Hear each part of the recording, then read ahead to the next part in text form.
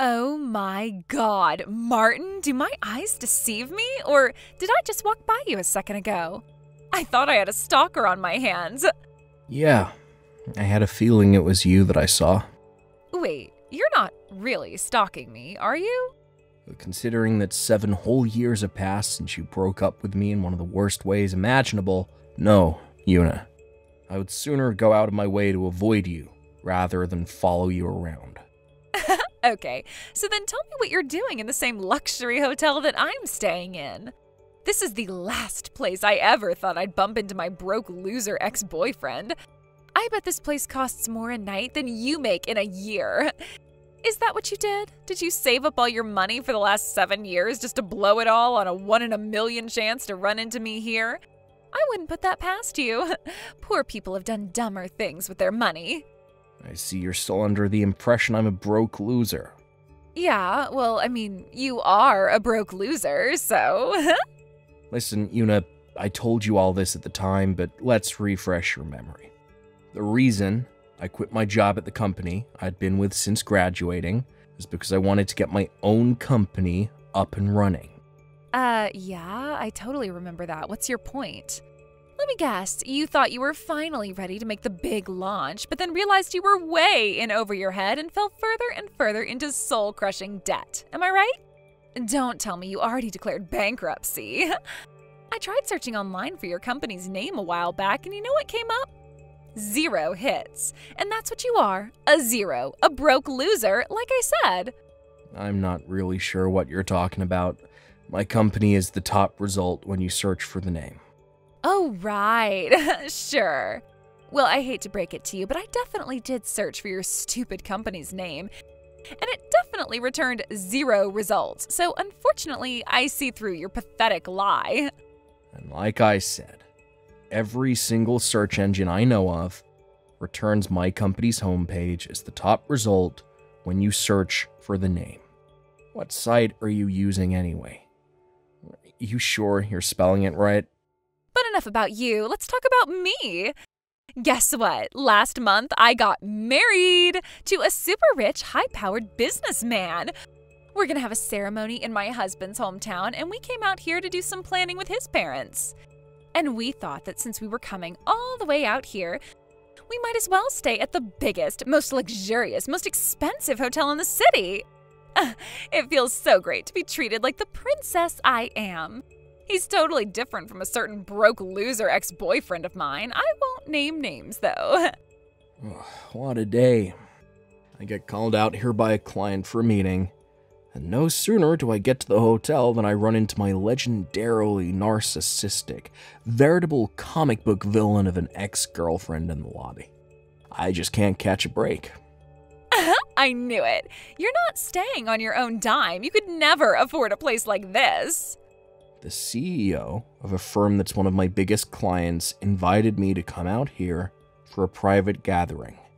We work together a lot, so we've kind of developed a relationship in our off time as well. A CEO, you say? Sure. I bet it's some failure running a bankrupt company that's just trying to save face by putting you up in a sweet hotel. Careful about ordering too much room service. You might just spend the company's last dime.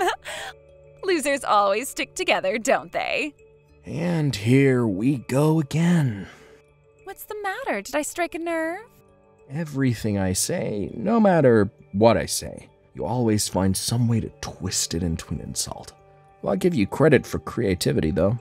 But just like 7 years ago, your insults are so hilariously far off the mark that I can't even bring myself to get angry at you. It's just kind of boring and sad. I don't want to hear anything about boring or sad from the likes of you. In any case, you're a married woman now. If you get caught talking with your ex-boyfriend, your husband might think something untoward about you. Or worse, about me. Oh, there it is. That's what you were going for. You're hoping my husband comes by and sees us together. You're going for the cross-court three-pointer, huh?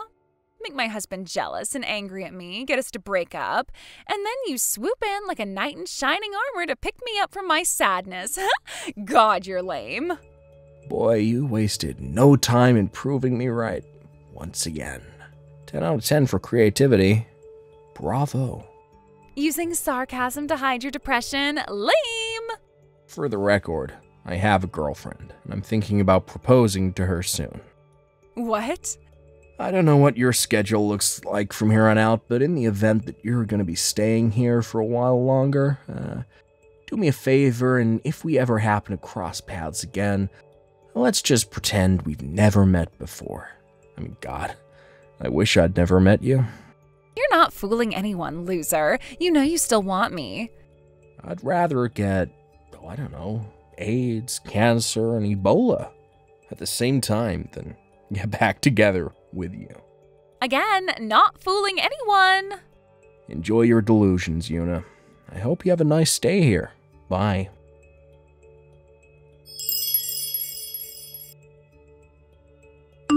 Hey there, Martin. You alright? Huh?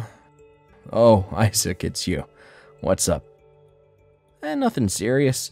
There's just something odd that happened downstairs a minute ago. I'd gone down to the lobby to take care of some business, and I'd stopped by the executive lounge to grab a drink before heading back to my room.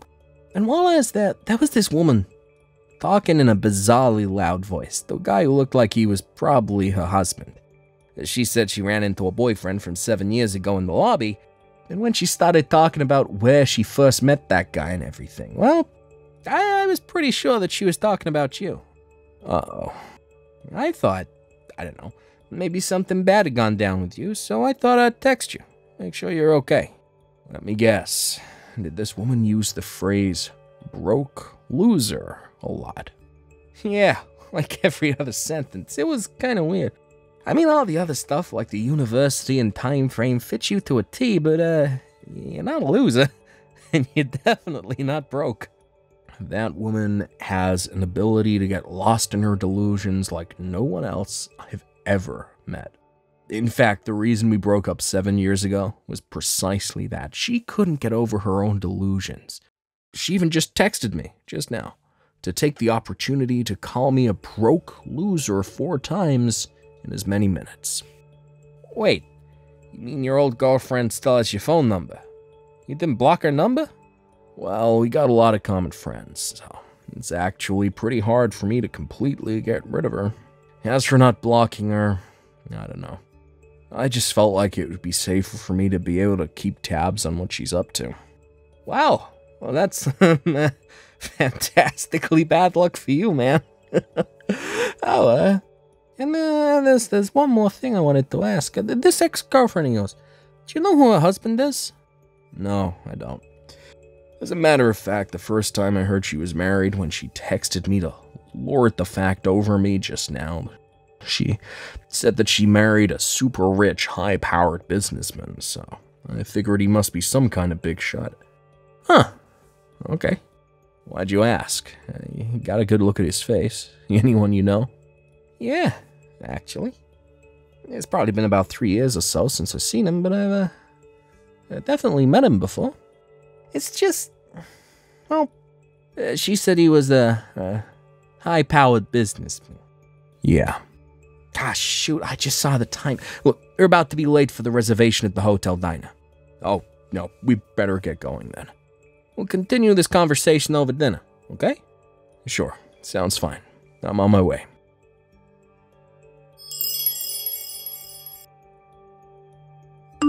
Hey there, Martin. What you up to right now? I'm up to anything that prevents me from speaking to you right now. Let me guess, you don't have enough money to pay for your room, so you're working it off in the kitchen? That's what you get for quitting a stable, high-paying job to start some stupid company on your own. I'd say you're making no more than $20,000 a year right now. Am I right?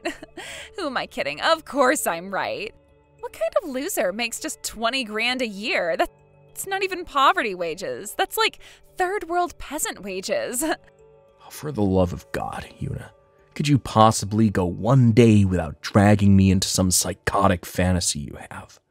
Maybe I can get my husband to give you a job cleaning toilets at his office. Well, speaking of your husband, the CEO I told you about who invited me out here is named Isaac Treywell. You ever heard of him? He tells me he is actually familiar with your husband. Really? Is he the CEO of the company that cleans my husband's office? I'm gonna have to get my husband to change custodian companies. What kind of third-rate businessman doesn't come up and say hello to the people who pay his salary? No, that's not how they know each other. Actually, back before your husband went independent, he used to work at Isaac's company. What? Wait a minute, my husband's old company? But that company was one of the biggest in town. Not just in town, in the whole state. You know the CEO of that company? I told you he was a client. I also heard that your husband is moving back to his old town. Well, that's news to me. Yeah, well, Isaac seemed to know about it. It's a pretty small industry. It wouldn't take much time for news like that to make it from one CEO to another. But that's impossible. My husband's company headquarters is downtown. Well, yeah, for now. But the word on the street is that he's closing that business down and going back to the city he was born in. What? Your husband's town is about 20 minutes from here by car, right? I don't get it. What are you trying to say? Wait, you really don't get it? Oh boy. Don't tell me he actually hasn't told you anything yet. Well, now that I think about it, he said something about buying a house out in the country and something about moving. I just thought he was going to get us a vacation house out on the lake or something where we could spend weekends and holidays. But we're going to be living there permanently? Oh, so it sounds like he has told you about what his plans are. Oh, looks like that delusional Ben of yours has come back around to bite you this time. You were so caught up in your fantasy life that you'd closed your eyes to reality. No, that can't be. But I wanted to be married to a high-powered businessman. What's going to happen to me now? I'd say you should probably talk to your husband about that. I'm just telling you the information that I got third hand from someone who heard it through the grapevine. No, I thought I had finally made it. I thought I was set for life.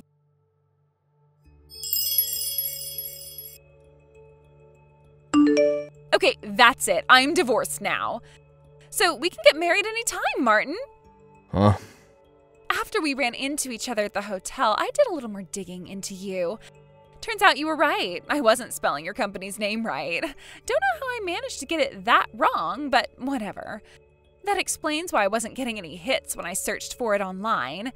Anyway, when I typed it in correctly, I couldn't believe it. Your company is the biggest in your industry. That's incredible. You're something else. I am so flattered that you would work so hard just to impress me. Huh? The problem is that I can't seem to find your current address. I've got the marriage certificate application all filled out except for that. So you can sign it after you give me a shipping address where I can send all my stuff to. Marriage certificate. Shipping address. That's right. As of today, we're moving in together. So what's your address?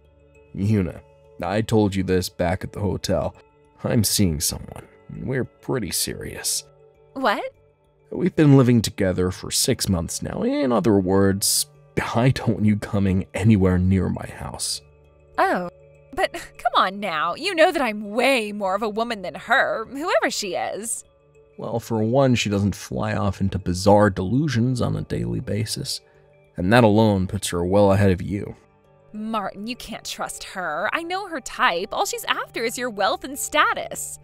She just wants to be married to a super rich, high-powered businessman. Boy, that phrase sounds really familiar. Right? She's a total psychopath. I can tell. Oh yeah? Well, she makes more money than me, though. She does? Remember the CEO I told you about before? Isaac? She's his younger sister. No way. Not only does she have a seat on the board at Isaac's company, but she's also a real estate investor on the side. Well, compared to her, I'm basically like the nighttime janitor at a convenience store. Wait, seriously? To be perfectly honest with you, I would never, ever be interested in a woman like you, whose only goal in life is to be the bimbo trophy wife of any rich businessman who will take him. No, for me, I prefer a working woman who is intelligent, witty, hardworking, and independent, like, my girlfriend. I could never share the rest of my life with anyone but her. She has everything I want. I love her. But more importantly, I respect her. And not just as my girlfriend or as a woman, but as a fellow businessman. Okay, well, in that case, do you think you could introduce me to your friend, Isaac? That's a joke, right? Nope. From what you're saying, it sounds like he's a pretty stand-up guy. He's totally my type. So can you give me his number? Isaac is married. Oh no, really? Yeah, and I've never met anyone who is more devoted to his wife than he is. He also has 2 kids, one in middle school and the other in elementary school. Sorry to say, but you're not going to have any luck with him. Damn it. Isn't there anyone else you can introduce me to? You have to know a bunch of CEOs. One of them has to be single, or at least open-minded. Not a chance. Please.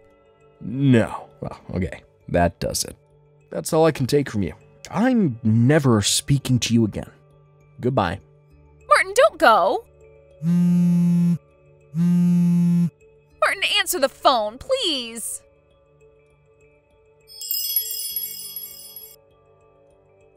I heard about what happened next from one of our mutual friends.